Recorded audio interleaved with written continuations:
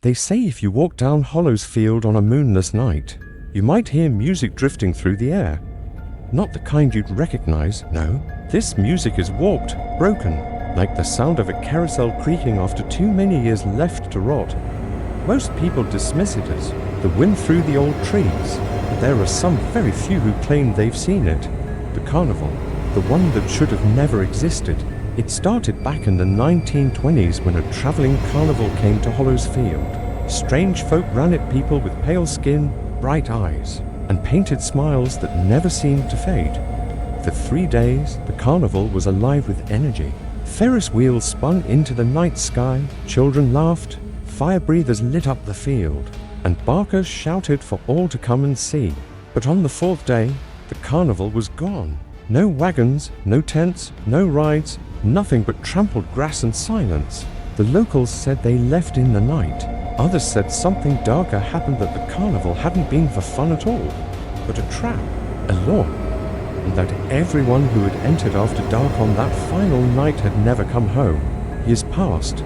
The story faded into a ghost tale parents told their children. But then came the whispers. A farmhand walking home late one night claimed he saw the Ferris wheel turning in the distance, glowing against a starless sky. Another swore they heard a calliope's tune, shrill, warped, echoing through the field. Most laughed, but then the disappearances began again. A hiker, a lost driver, a pair of teenagers trying to prove they were brave enough to camp in the field. None of them returned. I shouldn't have gone there.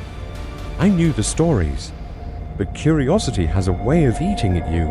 So, one night, when the clouds swallowed the moon and the air hung heavy with silence, I walked toward Hollow's Field. At first, there was nothing but tall grass swaying in the wind, but the deeper I went, the more I heard it. That music. It wasn't coming from anywhere at first, more like it was seeping from the air itself. Tinny, broken like a record warped by heat. My chest tightened, but I kept walking until the grass parted and I saw it. The carnival. It was all there. Tents striped red and white, the Ferris wheel glowing with yellow bulbs, the carousel spinning slowly with horses frozen in glassy grins. The midway lights flickered, casting long shadows across empty stalls. But there were no people. At least, not at first. The rides moved on their own. The swing ride spun slowly, empty chains clinking. The Ferris wheel creaked higher and higher. The carousel turned, the horses dripping something dark onto the grass. I wanted to run, but a voice stopped me. Step right up. I spun around. A man in a faded top hat grinned at me, his teeth too sharp, his eyes too wide, his painted face cracked with age, but his voice was loud and clear. You're just in time for the show.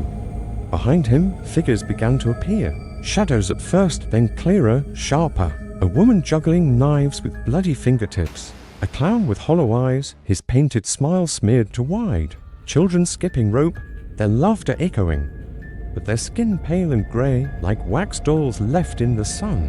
The carnival was full, but none of them were alive. I should have run then.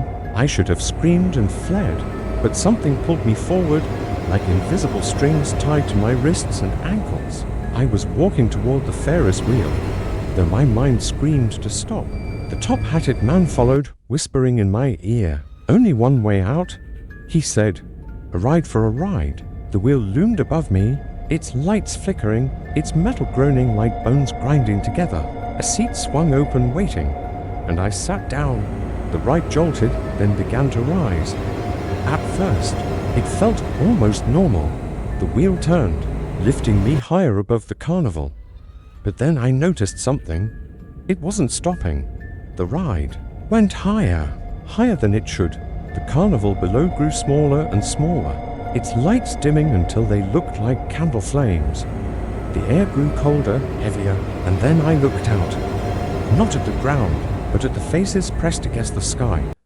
Hundreds of them, thousands. Pale, rotting faces with hollow eyes and screaming mouths. They floated in the blackness like stars, but they weren't stars. They were the lost, the ones who had entered the carnival before me. Their mouths opened wider, impossibly wide, until the sound hit me. A scream. Not one scream, millions. My ears bled. My vision shook. I tried to cover my face, but my hands were locked to the seat. The wheel kept turning, lifting me higher until I realized I wasn't going back down. No one ever did. And if you hear music on a moonless night, if you hear the warped carousel tune drifting through the air, turn back. Don't go looking. Don't be curious. Because the carnival is still out there, waiting, and the Ferris wheel is always hungry for another ride.